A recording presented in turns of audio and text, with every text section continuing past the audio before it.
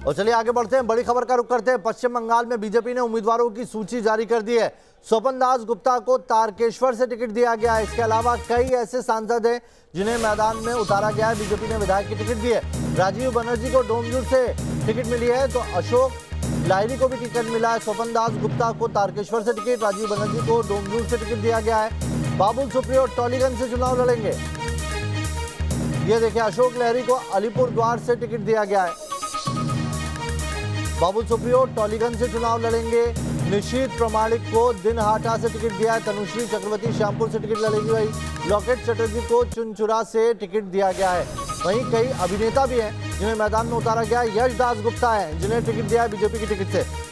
तपस जुड़ गए हमारे साथ ज्यादा जानकारी से। तपस, सांसद भी विधायक का चुनाव लड़ रहे हैं और कई ऐसे सेलिब्रिटीज हैं जिनके सहारे बीजेपी बंगाल फतेह करने की तैयारी कर रही है। जी देखिए, बीजेपी को इस समय तृणमूल कांग्रेस को उसी के भाषा में जवाब देने की पूरी तैयारी कर चुकी है, क्योंकि अगर आप देखें यश दासगुप्ता जिसको चंडीतला से खड़ा किया गया है, जो प्रतिपक्ष है वो भी एक मजे हुए फिल्म स्टार है और इनके कॉलीग है यश के बतौर सोहम, वो भी चंडीतला तृणमूल कांग्रेस के लिए उन्हें पिच किया गया है। तो दोनों सितारों के बीच ये लड़ाई होनी है।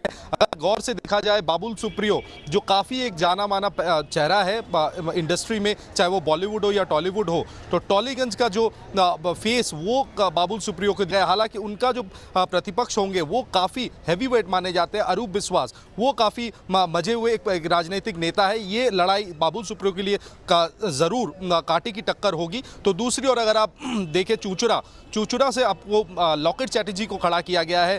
प्रवीर घोषाल सीनियर जर्नलिस्ट हैं और विधायक भी रहे हैं तृणमूल कांग्रेस में, और वो अभी इस समय जाकर बीजेपी में ज्वाइन किए, तो उन्हें उत्तरपारा से खड़ा किया गया है। राजीव बनर्जी को डोमजूर दिया गया है। तनुश्री चक्रवर्ती को श्यामपुर से खड़ा किया गया है। ये तमाम जो चेहरे हैं इन्हें उन जगहों पर पिच किया गया है जहां पर तृणमूल कांग्रेस काफ़ी कमज़ोर है इस समय। खासकर हुगली जिला की बात अगर आप करें तो हुगली जिला में इस समय तृणमूल कांग्रेस की हालत काफ़ी खराब मानी जा रही है। अगर सिंगूर की बात की जाए, रविंद्रनाथ जी को दिया गया है। वो तृणमूल के पूर्व विधायक रहे हैं और सिटिंग विधायक भी हैं।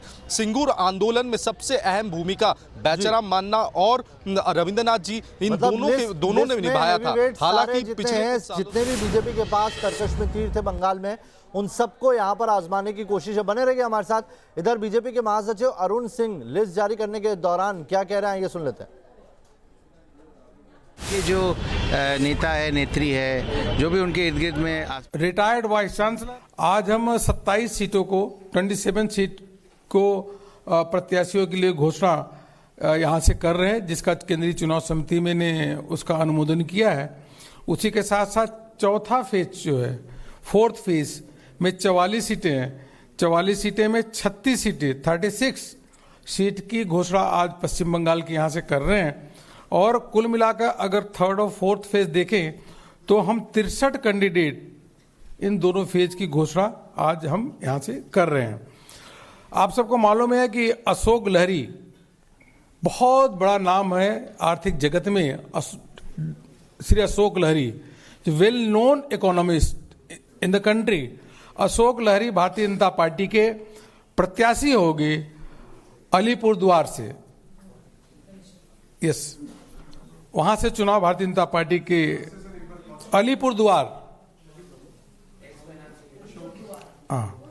Shri Ashok Lahiri, eminent economist, everyone knows him, very popular person. दूसरा, उसी के साथ वेरी सीनियर लीडर, बहुत ही सीनियर व्यक्ति हैं राजनीति में, जो ममता बनर्जी की पार्टी से त्याग पत्र दे के आए थे।